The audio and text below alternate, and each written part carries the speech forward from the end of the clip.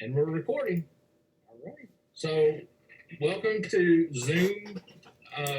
We've turned this into Zoom 101, having to learn how to do Zoom ourselves, but we've got John Theo here with us online through the joys of the internet. And so, we'll let you speak for a little while, John, and then we've got some questions that I've come up with, and we'll let you go.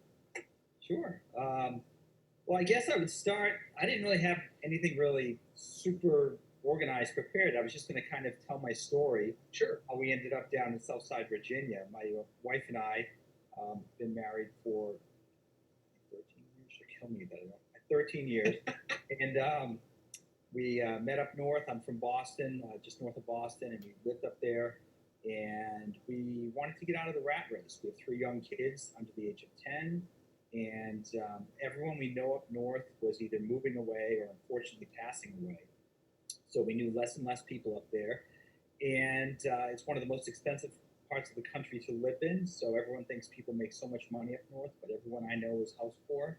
And it's a rat race. And we wanted to just kind of get out of the rat race and find some place, a slower pace of life, some place that we'd like to be long term, maybe a little bit warmer climate, cheaper cost of living. And so we searched all over the country, prayerfully searched, and we just kept coming back to Southside Virginia. There's a lot of opportunity here. And for someone like myself who didn't come from money and didn't have a lot of money, I was able to come down here and just get a small business, which allowed me to write, which is why we're doing this tonight, and to continue to write, but also to pay the bills. Because if you're a writer, I always tell people, it doesn't always pay the bills. Not everyone has a last name of Rawling or King, and you really need to have a job as well. So here we are. We've been down here for three years. I've been writing for 20 part-time, and I was a part-time college professor up north, and I've written fiction, nonfiction. I just signed a deal with my publisher for my 9th book that's coming out, I'm hoping this summer. It'll be the 3rd book in the Brandon Hall murder mystery series, which takes place in Southside, Virginia. And the first 2 books took place down here, Halifax County specifically, but also he ventures up to D.C. and other areas like that. And interrupt me anytime if you need to, Chris. Well, okay, so there is that old adage, write what you know. Yes. And I've heard arguments on both sides. Where do you fall on that argument? I'm definitely from the school of thought that you write about what you know. However, you don't always know everything, so you get to do some research. So for instance, I have a sci-fi series, and I grew up with comic books. I grew up watching sci-fi. I was a total nerd, and was able to write characters based in a world like that. However, I needed to understand how force fields and vector fields worked, and fuel and futuristic energy, and I got in touch with a bunch of Yale grads, and I have a lot of fun researching this stuff. So you do write about what you know, but you always have to do research when you're doing books. There's a dive master that I used to work with that I always email when it has to do with scuba diving to make sure things are correct. My buddy was a helicopter pilot, so I'd always be checking with him about things to do with flying. So I actually enjoy researching the areas I'm not an expert in to fill in the blanks. To me, that's a lot of fun doing stuff like that. So yeah, write about what you know, but you won't know everything. So you do have to do research. So it's kind of like a nature-nurture thing. It's kind of half and half. Right. Well, and my interest is pretty broad as well. I do sci-fi murder mysteries, traditional adventure. I have a young adult fantasy, and I do nonfiction as well. I've been doing it for about 20 years. So I can kind of dabble in it. It's fun to dabble in a lot of areas, but and it forces you to learn a lot of new things as well. Well, how often do you get to take what you do for nonfiction and put that to use in your fiction work, or are they separated? And no, I think it's almost like a symbiotic relationship. Everything I've ever done in the secular world of work, in one way or another, I've used in my writing. And just to give you an example, I prior to coming down to Southern Virginia, I was in property management for 20 years, as well as teaching and as well as writing. And within property management, you dabble in everything to do with construction, permitting, building, and an entire my last Brandon Hall book, The Dismal Swamp, I pulled a lot of knowledge from my worlds of construction. So there was a septic system, and I had to understand how septic systems worked and plumbing and that sort of thing. Where he's investigating a house, like for example, he goes in one house and there's a smell coming from the bathroom. He goes in the bathroom. He knows that no one's been in that bathroom for 3 months because the trap in the shower has dried out. When the trap in the shower dries out, the sewer gas can back up into it. That's why you actually have a U-shaped trap to keep water in, and that keeps the vapor out. I would never have known that as an author, but I pulled that from my years of construction work. So I was able to use that in the story to show the private investigator can now figure out, oh, no one's been in this condominium for 3 months or in this bathroom specifically. So he can rule that bathroom out for a particular purpose. So that's just one example of how I've used my nonfiction writing, or even just my work that I've had in the past, and kind of integrated in with your writing. And I find that with adult fiction, you have to have all your T's crossed and your I's dotted. So if, for example, I say I'm driving down the street in my Ford F-350 with a Cummins diesel engine, all the truck guys out there would know that Cummins engine goes in a Dodge, not a Ford. Right. Or something specific to do with flying, or something specific to do with scuba diving, or something specific to do with a weapon. I have a Smith & Wesson M&P Shield, and I put 357 Magnum bullets in it. Everyone knows Smith & Wesson M&P Shields, either 40, 45, or 9mm, and not 357. So a little detail like that will kick people out of the story, and they'll cry foul, and they'll be like, I just kicked, I don't believe the story anymore. It's unbelievable.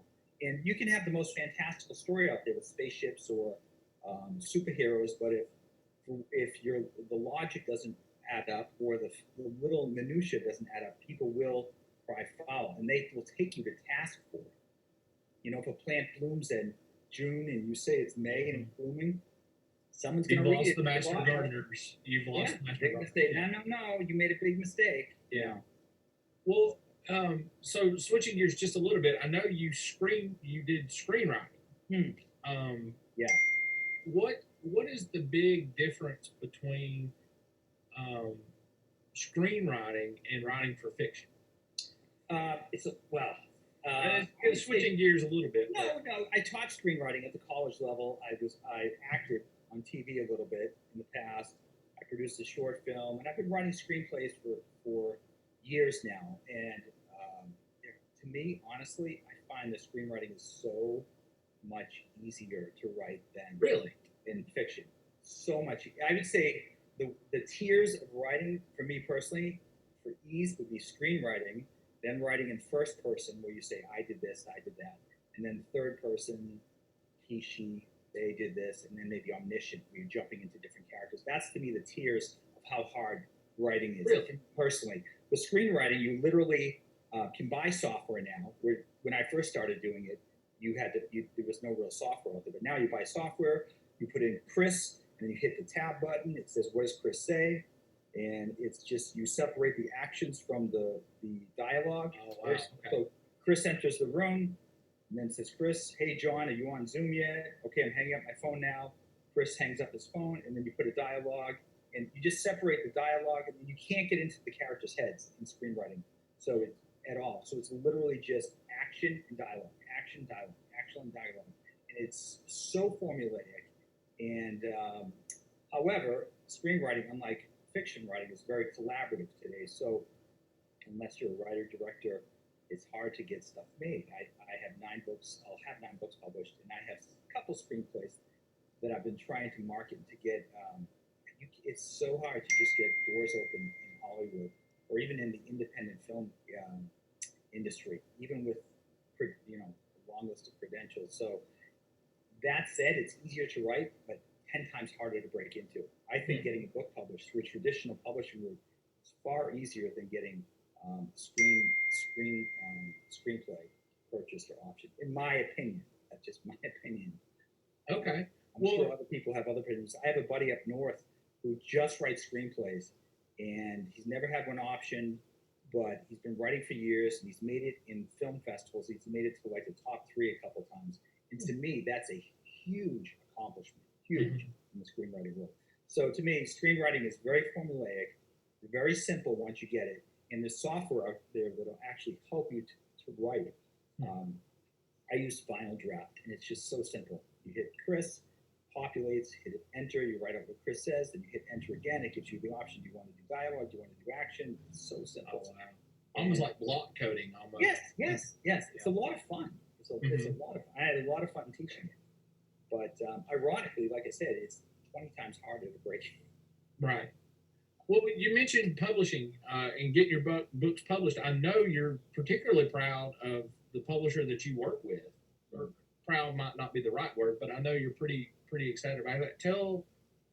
Maybe for folks who don't know, tell us that process that you've gone through with your publisher, and then compare it to maybe, I don't know if you've worked with other publishers or not. I have 2 publishers currently. Okay. But my first publisher is Clean Reads Press. They only put out clean, family-friendly books and a lot of Christian books. And phenomenal publisher. I've had a great relationship working with them. They do top-notch work on art, getting your books into audiobook format as well.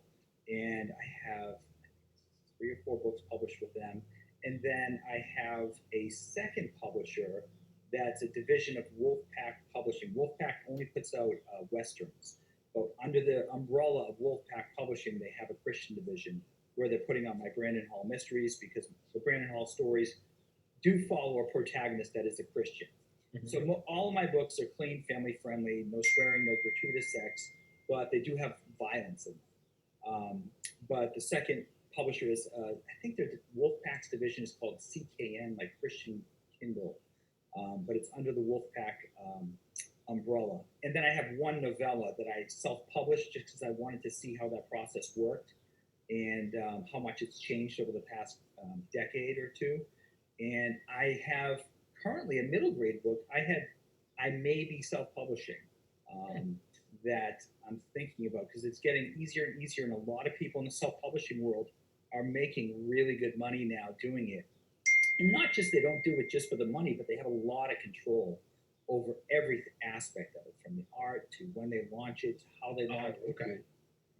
They're embedding links in the back of the Kindle books that can attach to other books, and they're lead magnets to other things. And so I'm finding that a lot of people in the self-publishing world are telling me, like, maybe it's time you go back to, you try self-publishing now that you've done the traditional route and you have your, you have your academic bragging rights or whatever. Now you just try it because it might be better fitted for you.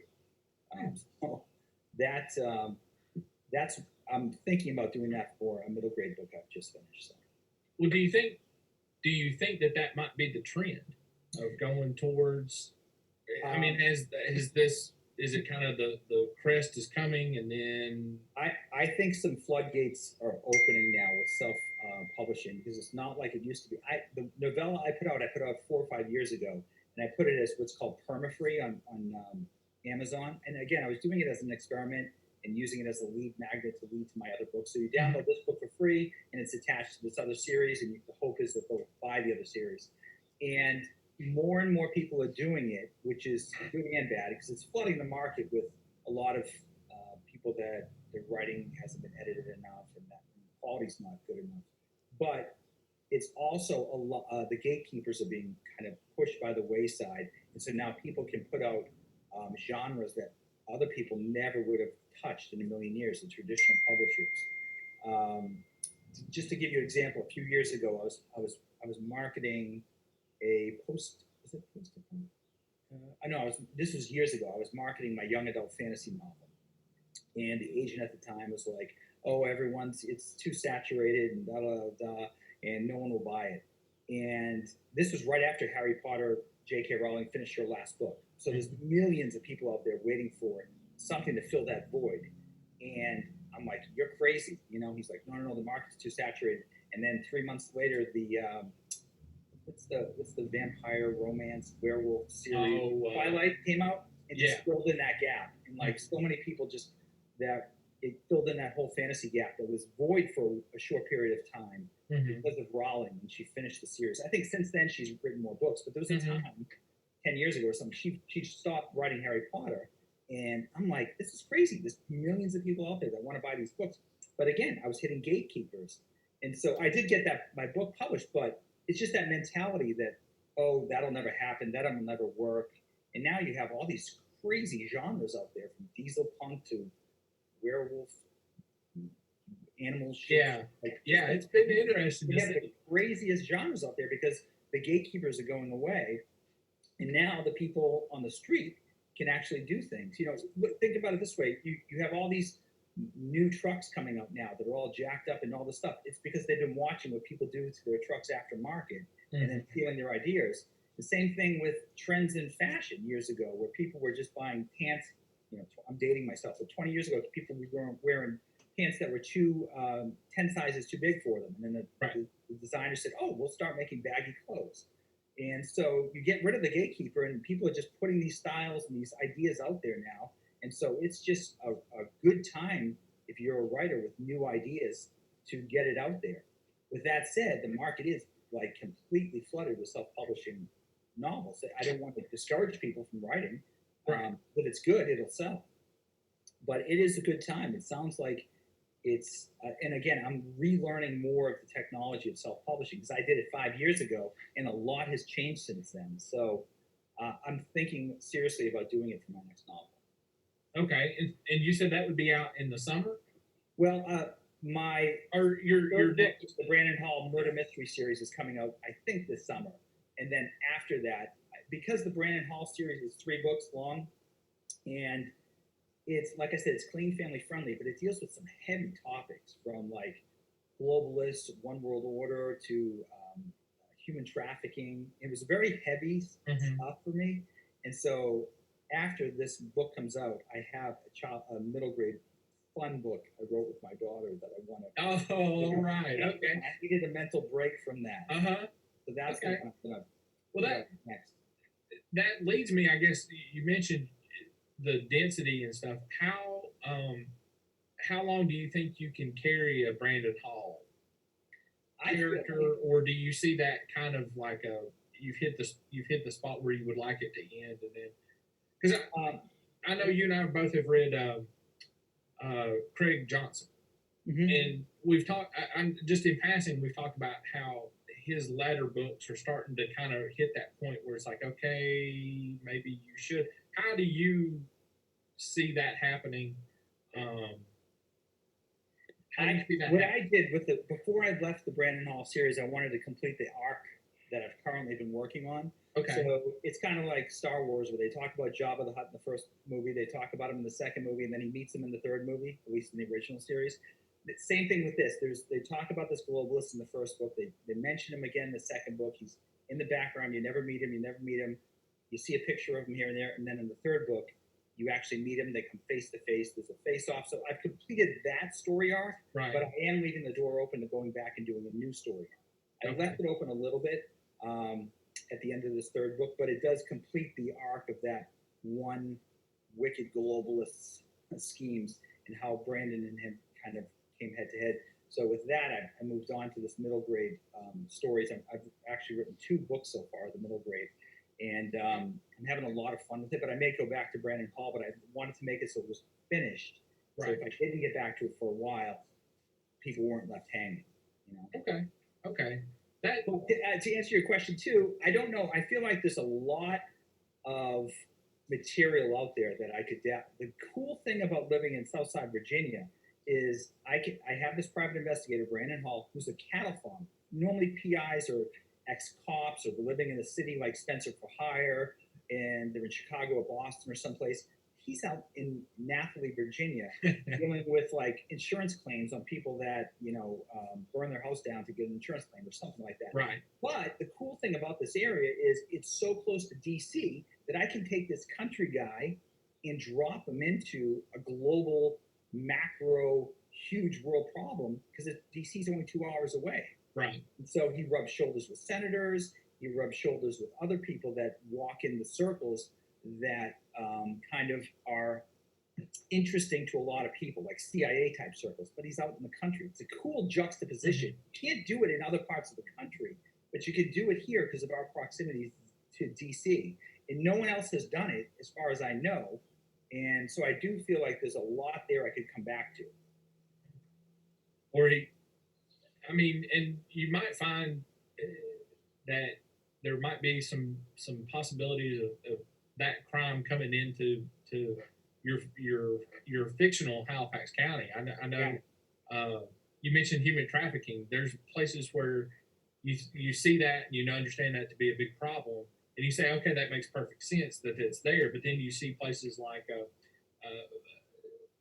Franklin County, Virginia, where I used to live. There's problems there that you think, man, this is Franklin County. Why is this a problem? But it's because they are further away. Right. So exactly. You definitely have those same problems in Halifax. Yeah. If you anywhere there's a big intersection of a road, there's always you don't want to be in the middle of the city doing a huge transaction for arms, drugs, or human trafficking. You want to be out in the middle of nowhere. Mm-hmm. And I mean, there's properties out here. So many people I know down here own 100 acres of land. Mm-hmm. Up north, where I come from, if you own if you own 1 acre of land, you're probably a millionaire, because where we were on the coast, it's like everything's super small. Down here, people own 100 acres of land. I have a guy at church who bought a property a few years ago, and they used to do illegal cockfights there. No one knew about it because it's out in the middle of nowhere, and just it's like the stories I hear, and it's so ripe with stories down here, from moonshiners to all sorts of interesting characters I've heard about and met down here. Then you meet the wonderful salt of the earth people too, shirt off their back. So it's a really interesting part of the country to live in. Right. As a writer, it's just so rich with stories and characters. So that always, I've been thinking about this my own self, is how hard is it for you to hear a good story somewhere and not just immediately want to go home and put that into some kind of a short story or and then you have to say, okay, I've got to separate some distances between, the people I just heard this story from.